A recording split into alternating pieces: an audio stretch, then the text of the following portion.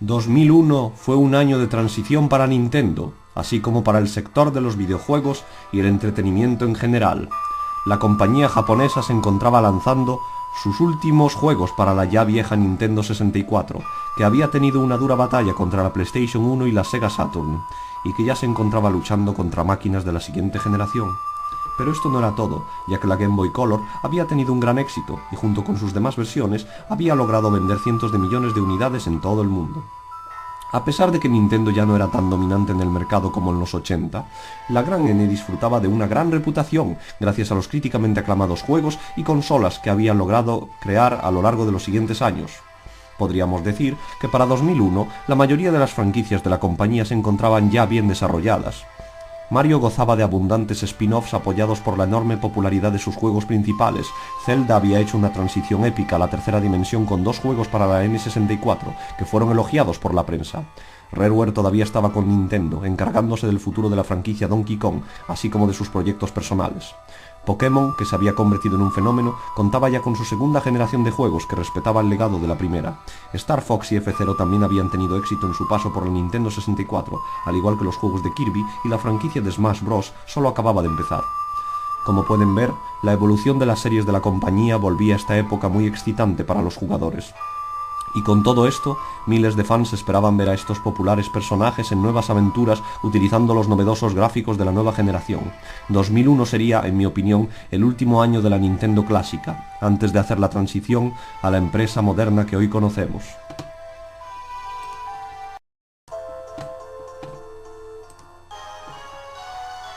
Paper Mario llegó el 5 de febrero de ese año, y sería el segundo título RPG del fontanero.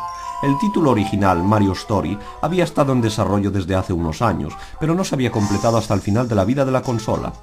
Sin saber lo que le pasó a Intelligent Systems durante ese tiempo, podemos decir que nos encontramos ante un sólido título de RPG, que no solo nos dará un buen tiempo, pero que también expandirá el conocimiento del jugador sobre el Reino Champiñón, ese enigmático lugar donde ocurren las aventuras de Mario. En esta aventura, el malvado Bowser se lleva consigo el castillo de la princesa, con ella incluida, hasta los cielos, y deja al bigotudo protagonista por las tierras del reino, donde deberá hacer frente a los esbirros del villano, que han capturado los espíritus de las estrellas, para así poder robar su varita estelar, la fuente del poder del rey de los Koopas. Pero en esta ocasión, Mario no estará solo. Le acompañarán diversos personajes basados en los clásicos enemigos de la serie, que le ayudarán en combate. En lugar de alocados combates eternos con ataques de 9999% de daño, Paper Mario opta por unas batallas más cortas y estratégicas, donde también podremos potenciar nuestros ataques realizando diversas combinaciones de botones. Estos elementos, ayudados por la popularidad del personaje y el look del papel desenfadado, hacen de este título un buen comienzo para los juegos de RPG, además de ofrecernos uno de los pocos juegos de este género para la máquina de 64 bits. La segunda generación de Pokémon, las ediciones Oro y Plata, nos sumergían en la nueva región de Johto, donde aparecían nuevas especies, mecánicas y lugares, además de conservar casi todo el contenido de la primera. Es notoria por ser la única generación en ofrecer continuidad con la anterior. Pokémon Stadium 2 llegó a Nintendo 64 en marzo del 2001 con la intención de ser el complemento ideal de la segunda generación.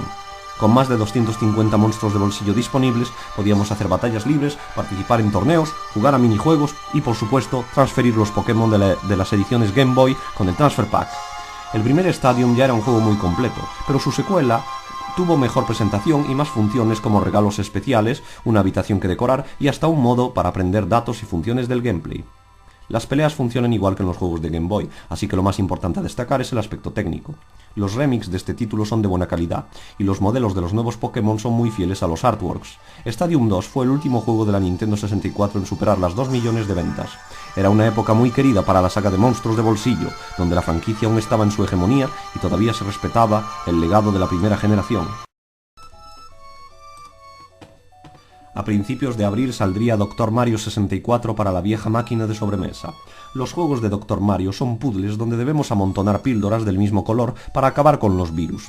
Esta entrega no cambia la fórmula en su gameplay, pero sí que destaca por sus personajes, ya que incorpora personalidades de la saga Wario Land, como el propio Dr. Wario, que ni lleva bata por alguna razón, y varios enemigos.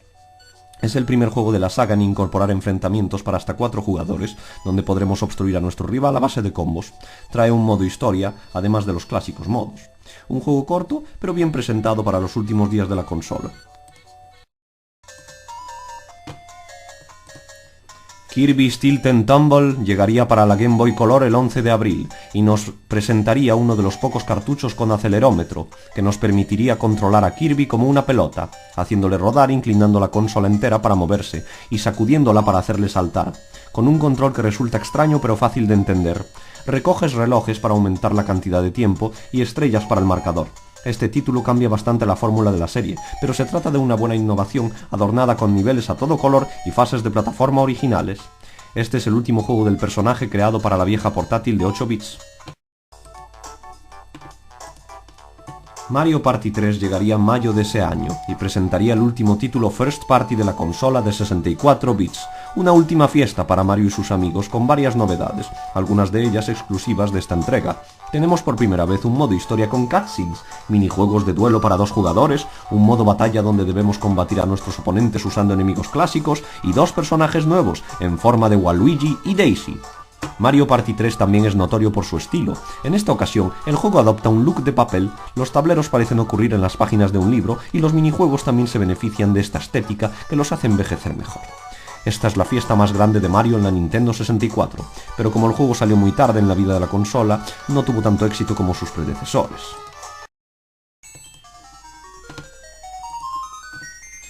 El 14 de mayo salieron a la vez 2 juegos de Zelda para Game Boy Color, Oracle of Ages y Oracle of Seasons, una extraña forma de vendernos un dúo de juegos muy similares, pero con distintas características que podría haber sido inspirado por el éxito de las ediciones roja y azul de Pokémon, ya que en esta ocasión también necesitaremos ambas versiones para ver todo lo que ofrecen estos juegos. Son celdas clásicos en 2D, con escenarios vistos desde arriba, con sus puzzles, sus mazmorras y su historia de leyenda. En Oracle of Seasons, Link puede cambiar las estaciones del año, y en Oracle of Ages puede viajar por el tiempo. Esto es, por supuesto, utilizado para crear distintos puzzles y mecánicas con las nuevas habilidades. La Game Boy Color no necesitaba un juego de Zelda tan tarde en su vida, pero ya que estamos, se trata de un título que exprime bien las capacidades de la consola y que al parecer desbloquea contenido si estás jugando en la Game Boy Advance. Extraño pensar que no quisieron esperar y dejar estos juegos para la nueva consola portátil, pero vista la retrocompatibilidad no es grave. Del 16 al 19 de mayo se celebró el evento E3 2001, donde Nintendo centraría toda su energía en las nuevas Game Boy Advance y Nintendo GameCube. La presentación fue toda una celebración, presentando juegos como Super Smash Bros. Melee, Luigi's Mansion, Pikmin y Wave Race Blue Storm, con demos jugables en el show floor. Para acompañar, trailers de Star Fox Adventures, un futuro juego de Metroid y hasta una versión beta de Super Mario Sunshine. La recepción del público fue positiva y todos esperábamos con ansia poder sumergirnos en las nuevas aventuras de nuestras franquicias favoritas, ahora con los avanzados gráficos de 128 bits que permitían una fidelidad nunca antes vista. Cuando era pequeño, recuerdo que mis primos tardarían una tarde entera en descargar la secuencia de opening de Smash Bros. Melee, y al día siguiente finalmente pude verlo con mis ojos. Me había quedado con los gráficos poligonales de la N64, y ver a estos modelos que parecían igualitos a los artworks de los personajes era algo sin precedentes para mí. Hoy en día es difícil explicarle a las nuevas generaciones el salto que supuso, pero para mí creo que este fue el momento donde finalmente dejé de ver a los videojuegos como un juguete más. La Game Boy Advance nos hizo decir adiós a las portátiles de 8 bits para sumergirnos en una nueva consola capaz de mayor calidad de gráficos, audio y también control. El diseño del Advance original le da un giro inesperado a la línea Game Boy, con un diseño alargado, una pantalla más grande y la adición de los botones R y L a los lados. Con las nuevas posibilidades de la portátil llegarían grandes juegos y también muchos ports de la Super NES, todo con la retrocompatibilidad con juegos de Game Boy y Game Boy Color. Super Mario Advance fue un juego de lanzamiento para la máquina y nos daba un remake de Super Mario Bros. 2 con los gráficos de la versión de Super NES y algunas funciones añadidas como el multijugador, en el que 4 personas podrían participar con un solo cartucho de juego. No hay mucho más que decir de este port, a salvo de los nuevos voice clips de los personajes y unas cuantas texturas cambiadas. Mario Advance no es un título revolucionario, pero cumplió con la cuota de tener un juego del fontanero a la salida bastante bien. Extrañamente, no veríamos ningún juego de plataformas original de Mario en esta consola, solo lanzamientos de sus propias aventuras, que sería algo muy común en la vida de la consola. Otro título de lanzamiento fue F-Zero Maximum Velocity, con sus famosas carreras de vehículos futuristas. Este es el tipo de juego que no hubieran sido posibles en la Game Boy original, casi igual que ocurrió en Super NES. F-Zero muestra los avances de la generación de una forma que también mejora la experiencia de gameplay. La dificultad es alta, pero el reto es justo y más interesante que en el juego original. Los spin-offs de deporte de Mario no empezaron a ganar tracción hasta la época de la Nintendo 64, acompañando su compañero de sobremesa. Mario Tennis fue lanzado para Game Boy Color. Esta versión cuenta con un modo historia, donde contaremos con nuestro propio avatar, que se irá haciendo más fuerte con cada encuentro. También se pueden transferir los datos del juego de la N64 con el Transfer Pack. Un título con funciones que no eran necesarias, pero que son bienvenidas. El juego más esperado por los fanáticos de Pokémon llegaría el 29 de julio de ese año. La segunda generación de monstruos de bolsillo nos sumergiría en la región de Johto, que a pesar de las limitaciones de la portátil, nos presentaba un lugar más tradicional y natural comparado con la más moderna región de Kanto. El juego traía de vuelta casi todo el contenido de la primera generación y añadía 100 nuevos Pokémon que atrapar, en una de las aventuras más largas que podías vivir en la vieja Game Boy. En la primera Gen, los Pokémon tenían apariencia de monstruos, mientras que aquí las nuevas especies se parecen más a mascotas, con un diseño más redondo y de apariencia más amistosa. Un problema de los fans, que los fans tienen con esta entrega, es que muchas de las nuevas criaturas no son tan fuertes y la curva de dificultad no parece estar bien hecha. Sin embargo, las innovaciones y correcciones que trajo la segunda generación la convierten en un paso vital para la saga, difícil de ignorar.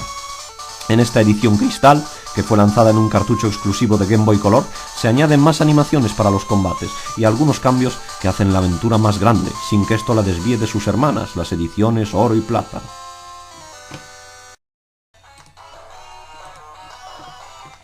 Hubo una época en la que tener un Mario Kart para consola portátil era considerado un sueño. La saga era joven, pero ya había logrado una gran popularidad gracias al episodio para Nintendo 64, que se había convertido en un referente del multijugador local. Para la entrega de Game Boy Advance, Intelligent Studios usaría la técnica Modo 7, similar a la entrega de Super NES, combinado con las características más populares de Mario Kart 64. Se trataba de un gran juego que unía circuitos originales con los retro, sacados del primer juego, y permitía multijugador a 4 gracias a los cables Link, incluso con un solo cartucho de juego. Los personajes utilizarían ese look pre-renderizado de los 90, y aunque fuera a pequeña escala, seguía siendo una gran novedad poder disfrutar de Mario Kart en una portátil. El archienemigo de Mario nos ofrecería una de sus aventuras en octubre. Wario Land 4 demuestra las capacidades de la nueva portátil con fondos de colores vibrantes, animaciones y sprites detallados. La avaricia de Wario le lleva hasta una extraña pirámide con niveles llenos de puzzles a resolver. El Gordinflón, pese a su apariencia, es bastante acrobático y el gameplay es fluido y rápido. El cartucho también viene con unos cuantos minijuegos sencillos que servirían de adelanto a la saga WarioWare. Otro juego que llegó al Advance por ese tiempo fue Golden Sun, un juego de RPG con gráficos pre-renderizados que resultó ser un showcase del sistema. Terminaría convirtiéndose en su propia serie para la máquina y dejó su impacto en la comunidad, que sigue pidiendo una secuela a día de hoy. Se convirtió en el RPG más icónico del Advance.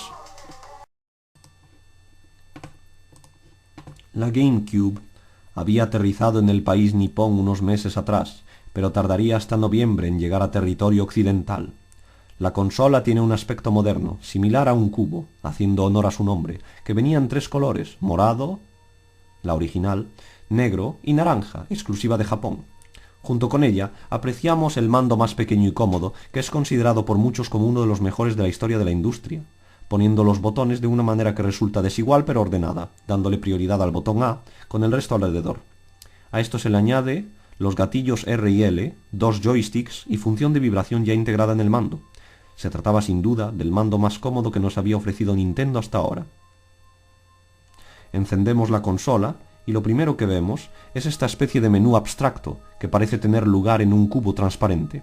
En las distintas caras podremos configurar las opciones, el reloj interno y el espacio de las nuevas memory card que serían necesarias para guardar la partida de nuestros juegos. Un concepto común en aquellos tiempos. La música de fondo es tranquila y misteriosa, como si simbolizara la calma antes de la tormenta, ya que estábamos a punto de entrar en los primeros juegos de 128 bits de la compañía. Unos años más tarde se descubriría que la famosa música de fondo es en realidad un remix del menú de la NES Disk System. En la parte superior podemos ver el juego que hemos elegido, junto con una breve descripción. Las primeras impresiones de la Cube muestran por sí solas la dificultad que Nintendo tendría para renovar su imagen para el nuevo milenio, un problema común durante los años 2000, no solo para consolas, pero para el mundo del entretenimiento en general. Sería una época difícil por todas esas modas nuevas que cambiarían nuestra forma de ver el ocio, a veces para bien y otras para mal, dejando atrás el lado más atemporal del siglo XX para embarcarnos en una cultura más cambiante y a menudo cruel, donde todas las franquicias clásicas se verían amenazadas por los bruscos cambios.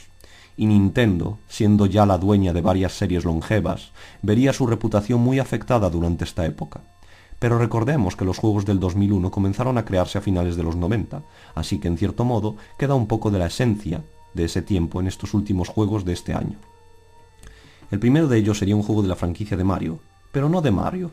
Extraño, ¿verdad?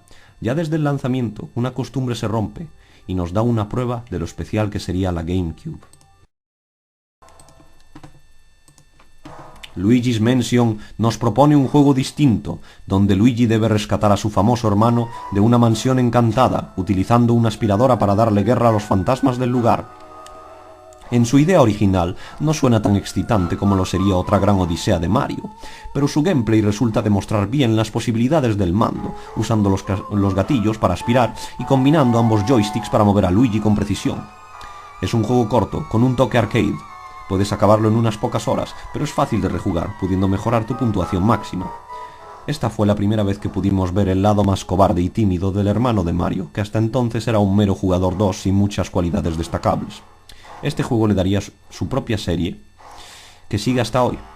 Al final rescatamos a Mario y estábamos contentos, pero faltaba algo más. ¿Dónde estaba nuestra clásica aventura de colores claros y paisajes vibrantes?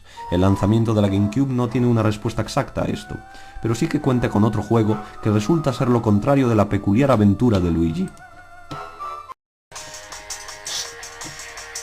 Wave Race Blue Storm vuelve para mostrar los efectos de agua en excitantes carreras de motos acuáticas, con una mayor fidelidad y framerate que la vieja 64 solo podría desear.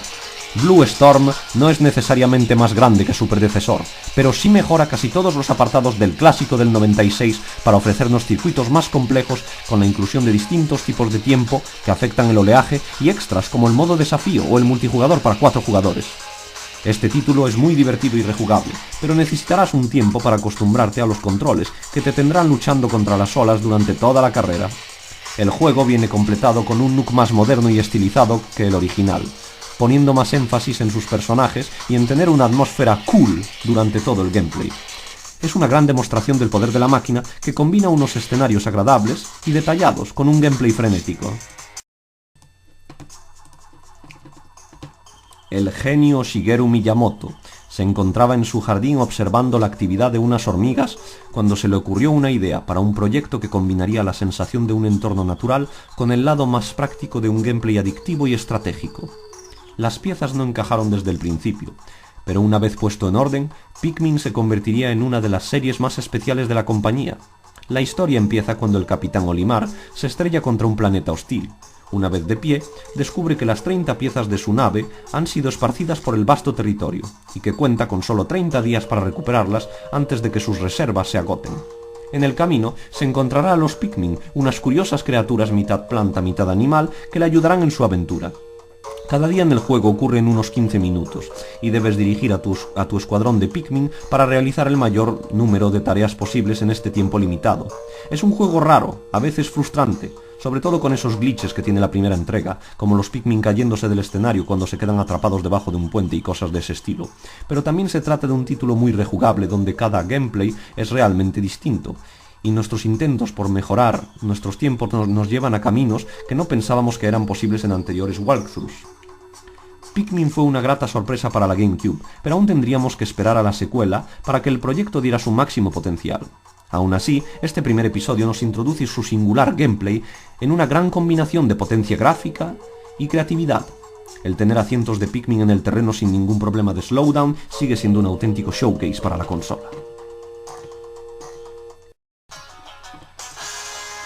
Para el 3 de diciembre, el sueño de muchos nintenderos se haría realidad con el título estrella de este año.